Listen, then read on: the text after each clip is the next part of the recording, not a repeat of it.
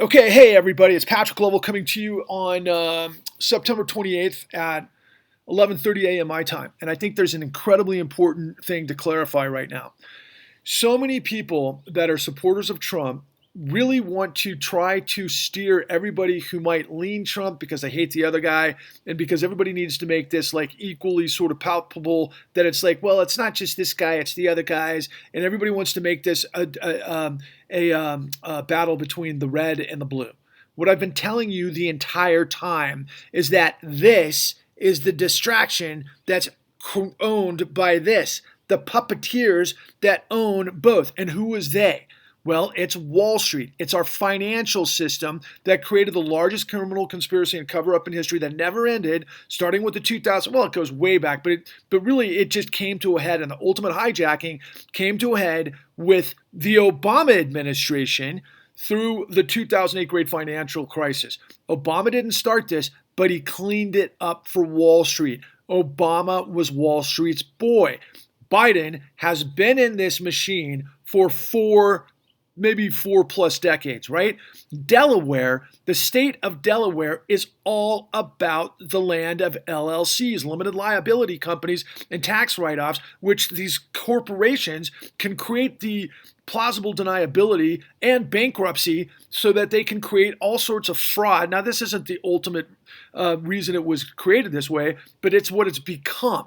Ultimately, because of the Federal Reserve policy, which is at the apex of this entire thing that creates the liquidity and buys back toxic assets created criminally by this massive system. I have told you over and over and over, the machine of Wall Street has hijacked the United States of America, and they've created what we call the divine rights of kings because they're above the law.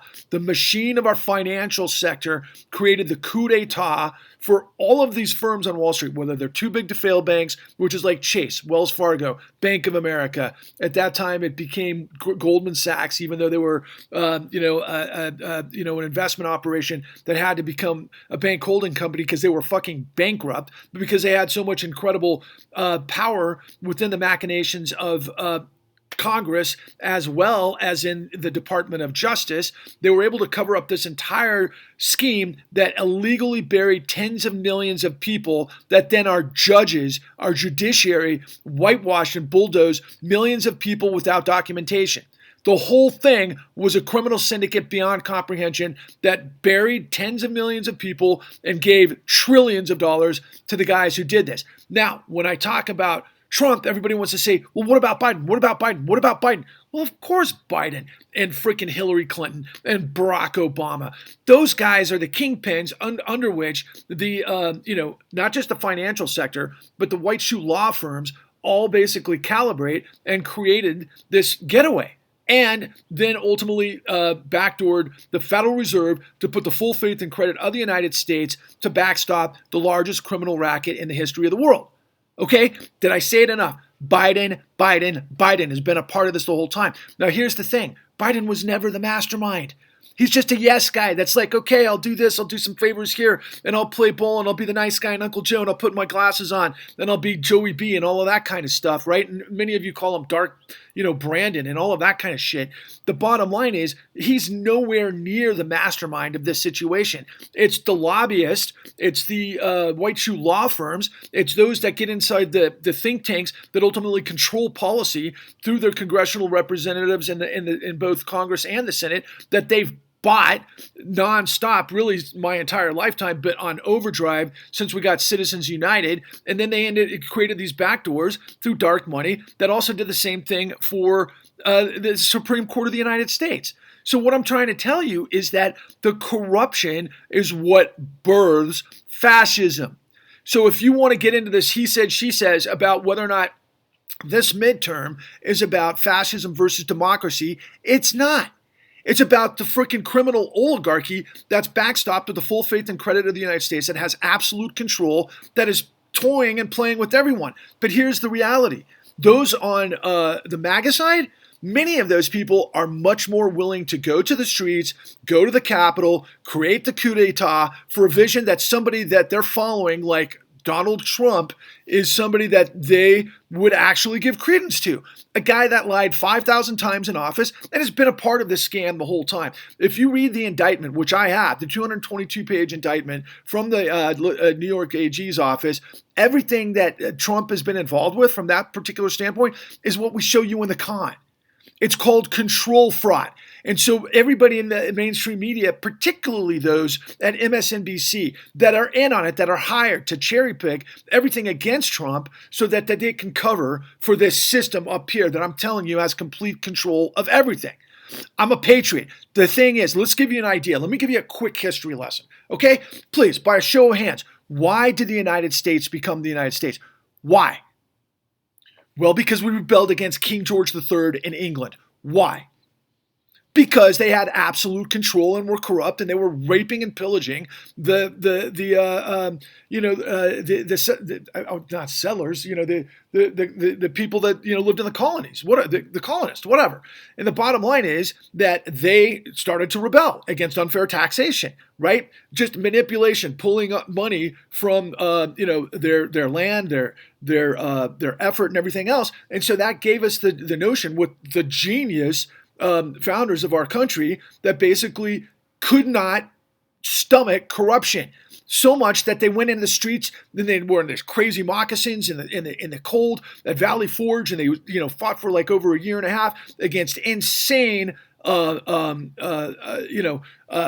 obstacles, and they won eventually. And it wasn't a short-term span. I think most of us think, oh yeah, since we did the Declaration of Independence in 1776, that's when we won the war. No, the war went on against the British for 30 years basically?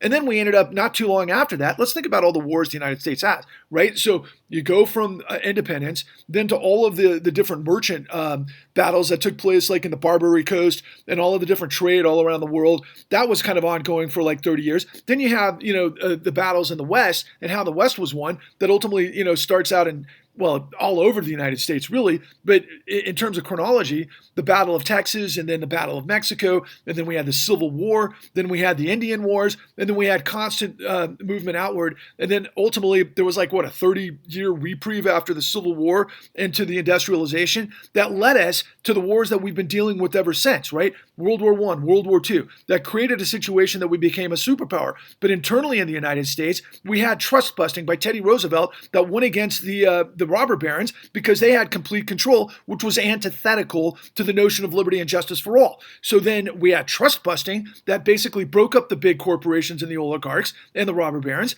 And then we had this mass movement between, let's call it 1895 and 1929, which ultimately, came from huge economic shifts. So we created the Federal Reserve to stop economic crises as a backdoor, but as it turns out, they were there and created for the financial system from the very beginning. And ultimately, that financial system serves those who have the most assets.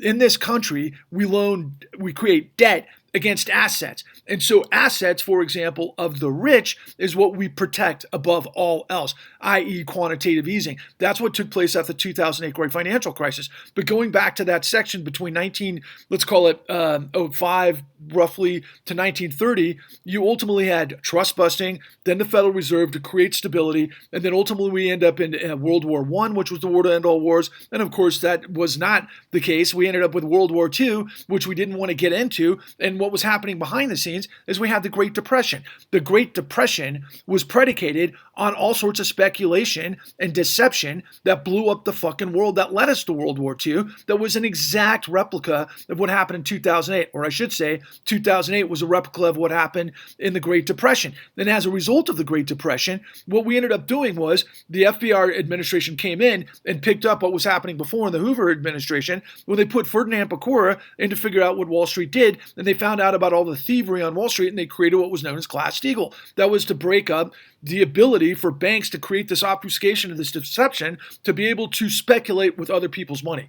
So then we had relative stability after we had this massive war where the sacrifice and the implications of World War II were beyond any of our comprehension, and that was our grandparents' generation, which we call the greatest generation. They fought on two fronts. They ended up defeating Hitler and fascism, and then we had this this incredibly robust middle class that happened as a result of the New Deal. And then we had unions and we rebuilt the world. That was industrialization. And we had that for about 3 decades until we got into about the 70s. And that's when a thing called neoliberalism supposedly created a kind of globalism that ultimately manifested into this reality that we have, that I call corporate fascism undergirded by a criminal syndicate. What's happening in England right now, for example, is the British pound was crashing, and now the Central Bank of England is starting to do its own form of QE. They're saying to save pensions, but it's really to save the upper crust. So what we've done over and over and over, and this is the system we have, I call it corporate fascism undergirded by a criminal syndicate.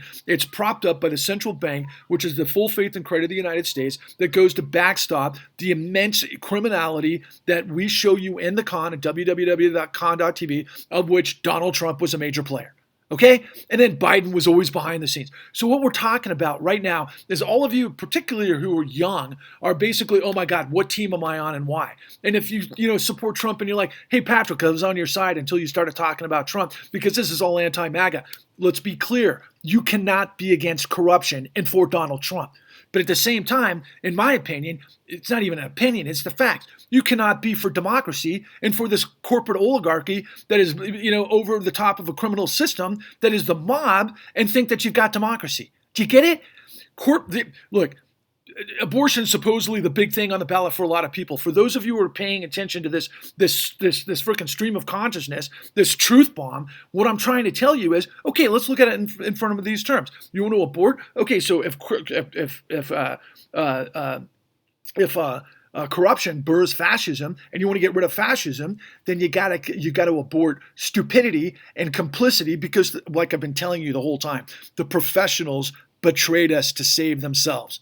And they're doing it again. There's going to be this situation where we could see another 2008 very soon. We might be on the precipice of this. I'm not quite sure, because the interest rates have been going up and down and up. The interest rates have been going up from the Fed, but then the market's going up and down because they're playing roulette, because they don't know whether or not the Fed is going to start getting back into the same sorts of policies that we've done for the last 13 years. That started, the world that you live in began in 2009, because Federal Reserve Act 13.3 was used illegally to backstop bankrupt shadow financial institutions because they had absolute political control, which is called tyranny.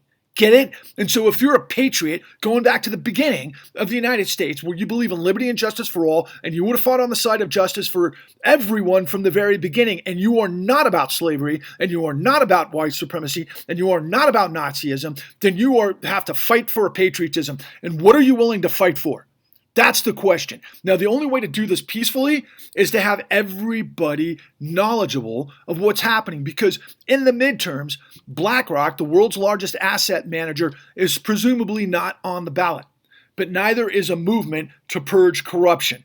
We've got to rise to the moment. That's what Patrick Lovell is doing. And for all of you out there, because I know that I'm not going to be able to win 100% of you over, but I'm trying every single day to win more and more of you over, because you got to understand it's corruption that is murdering the American dream. And I found the murder weapon and the whole intent to do so, which would blow up the world and turn it right side up if you guys understood how it worked. So quit pretending like you know something without the facts. Watch the con. www.thecon.tv. If you can't watch it because you can't afford $10, then go to the library. It's free. But when you see it and you get enlightened, because enlightenment's for the bold, share it with the whole fucking world.